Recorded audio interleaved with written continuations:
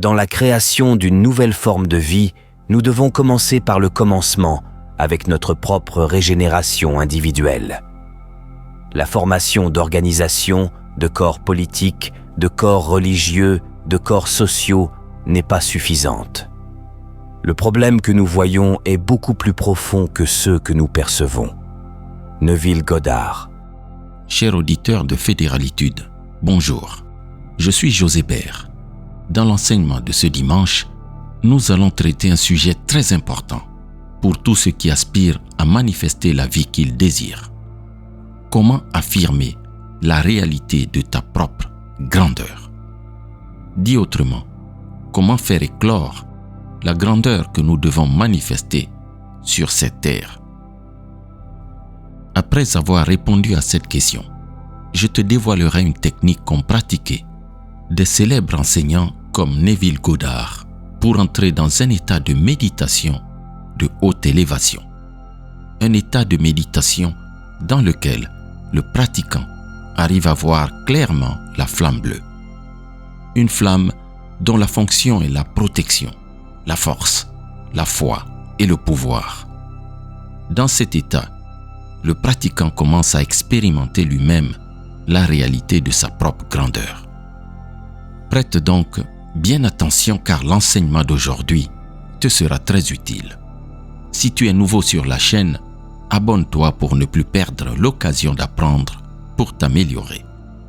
Et pour tous les auditeurs, vous pouvez désormais télécharger l'application Fédéralitude sur Google Play Store. Je vous y posterai des bonus. Chers amis, nous sommes programmés pour grandir, pour évoluer, pour nous expandre.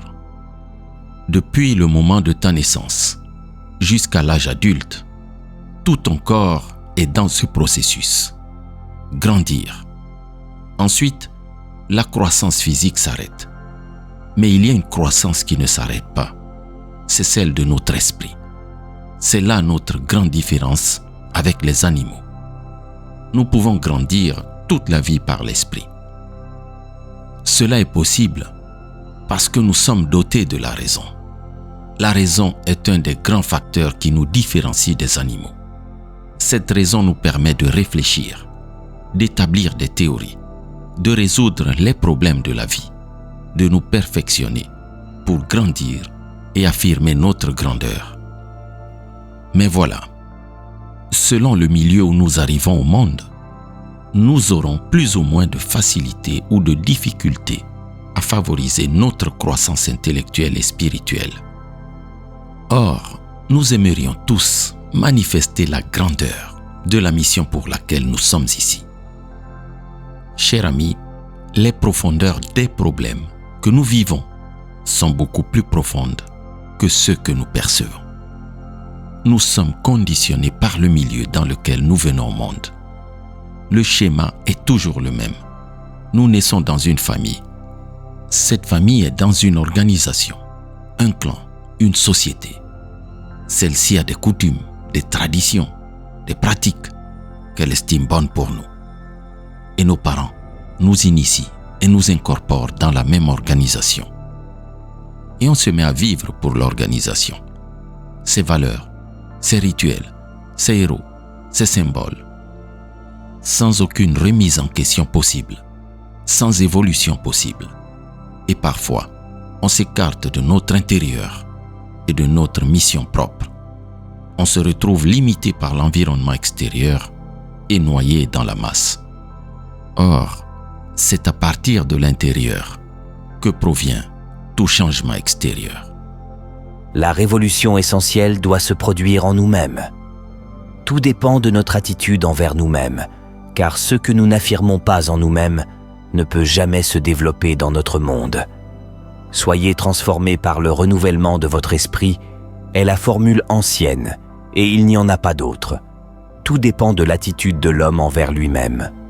Ce qu'il ne peut pas ou ne veut pas déclarer comme vrai de lui-même ne pourra jamais évoluer dans son monde. L'homme regarde constamment son monde et se demande « Que doit-on faire ? Que va-t-il se passer ?»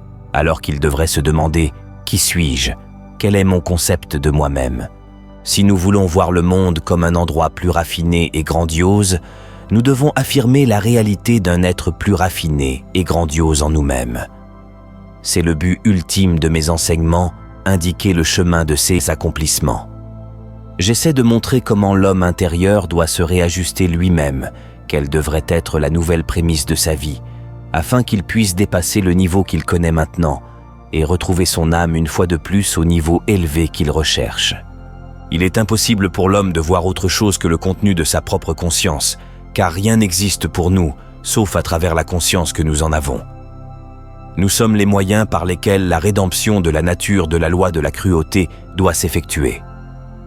Le grand dessein de la conscience est d'accomplir cette rédemption. Si nous rejetons la charge et pointons la loi naturelle comme fournissant des preuves concluantes que la rédemption du monde par l'amour imaginatif est quelque chose qui ne peut jamais arriver, nous annulons simplement le but de nos vies en aspirant à la foi. Nous rejetons les moyens, les seuls moyens par lesquels ce processus de rédemption doit s'accomplir. Les méthodes de la connaissance mentale et spirituelle sont complètement différentes, car nous connaissons mentalement une chose en la regardant de l'extérieur, en la comparant à d'autres choses, en l'analysant et en la définissant. Le seigneur Alfred North Whitehead, inspirateur de la philosophie du processus, a défini la religion comme ce que l'homme fait dans sa solitude. J'aimerais ajouter que je crois que c'est ce que l'homme est dans sa solitude. Dans notre solitude, nous sommes guidés par l'expérience subjective.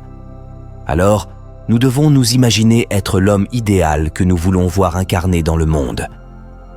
Si dans notre solitude, nous imaginons ce que nous expérimenterions dans la réalité si nous avions atteint notre objectif, nous serons, avec le temps, transformés à l'image de notre idéal. On nous dit de changer notre pensée. Mais nous ne pouvons pas changer notre pensée à moins de changer nos idées. Nos pensées sont le flux naturel de nos idées, et nos idées les plus intimes sont l'homme lui-même. La fin de désirer est toujours être, non pas faire. Calmez-vous et sachez, je suis ce que je désire. Efforcez-vous toujours d'être. Les réformes externes sont inutiles si votre cœur n'est pas réformé. On entre au ciel non pas en retenant nos passions, mais en cultivant nos vertus.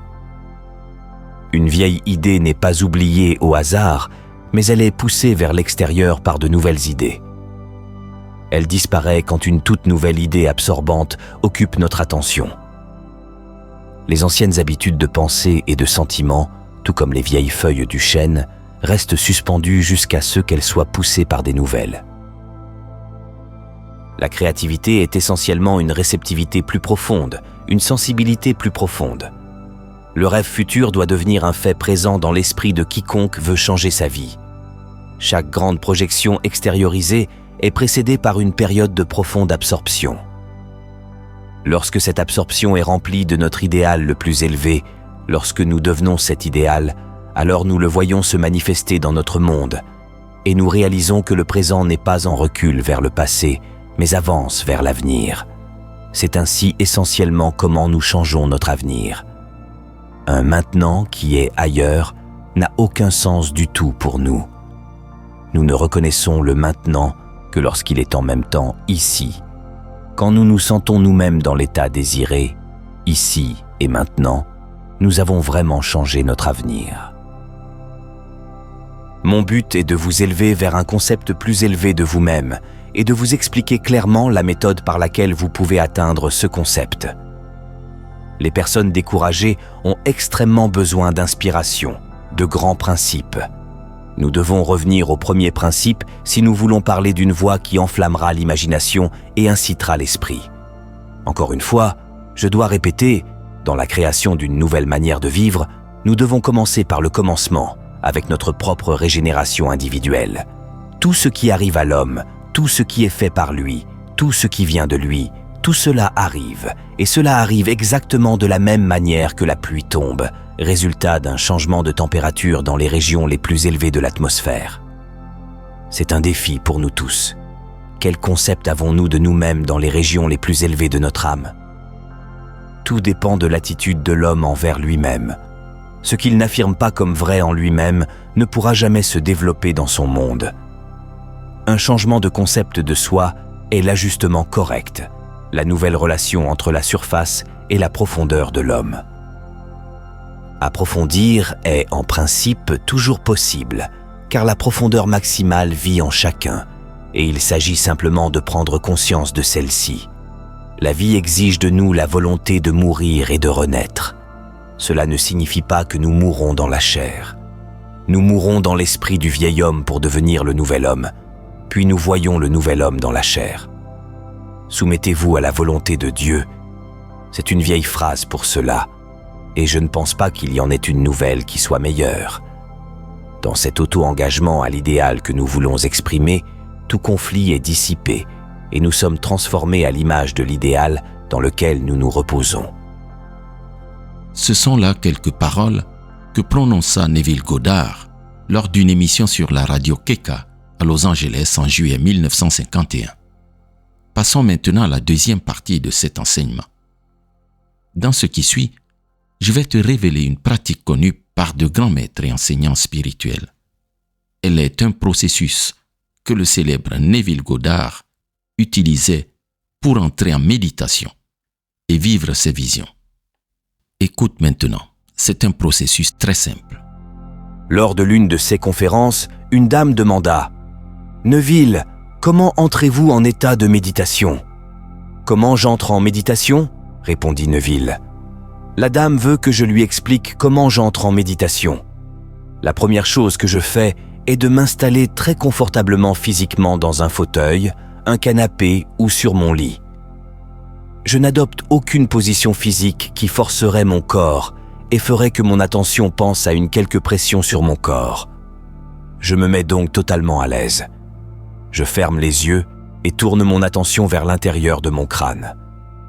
Je m'aperçois en quelques secondes, après que mon attention soit tournée vers moi, comme si j'observais l'intérieur de mon crâne.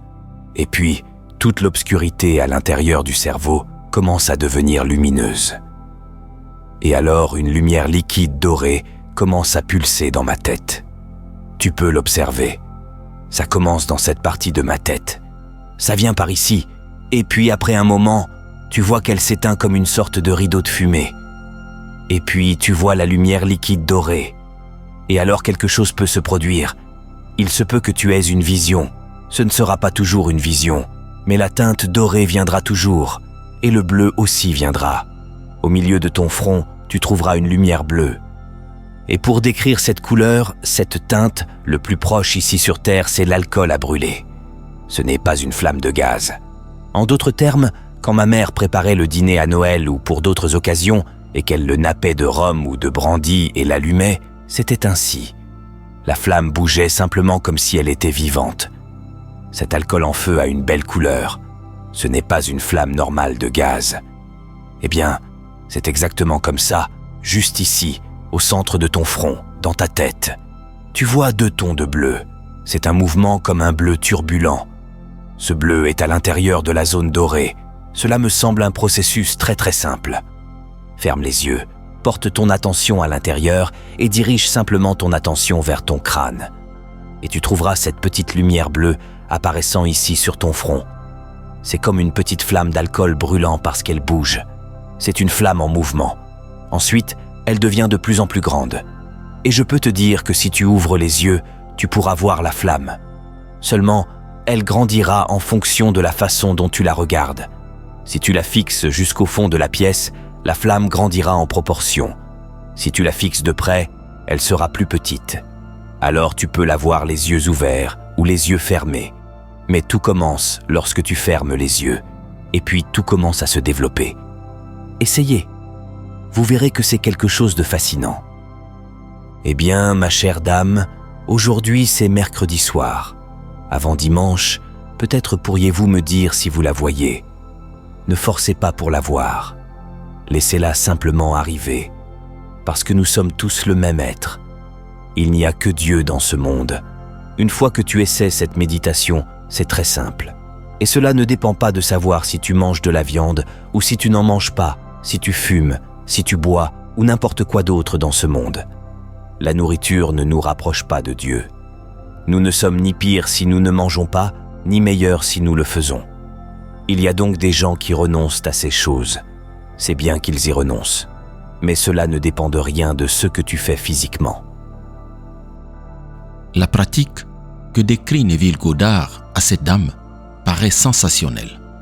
En réalité, il expose une manière simple de méditer que toute personne en bonne santé mentale peut utiliser pour préserver son bien-être intérieur et renforcer sa grandeur. Ce que tu dois retenir et que j'ai découvert par expérience est ceci. La méditation est un exercice qui te permet d'orienter ton regard vers toi, à l'intérieur de toi, au lieu de regarder le monde extérieur. Tu peux méditer sans passer par des postures stéréotypées, tout simplement en te mettant dans un endroit calme et dans une position où ton corps est à l'aise, en respirant consciemment, avec les yeux fermés ou non. Petit à petit, tu sentiras ton esprit se couper du monde. À un moment, tu ressentiras un bien-être profond en toi.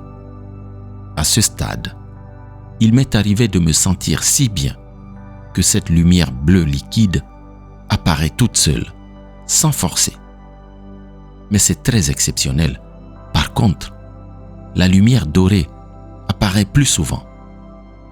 Mais, avec lumière ou pas, l'important, c'est de te consacrer de temps à autre un peu de temps à ton être pour le sortir de l'agitation du monde et le nettoyer de toutes les pollutions du monde extérieur.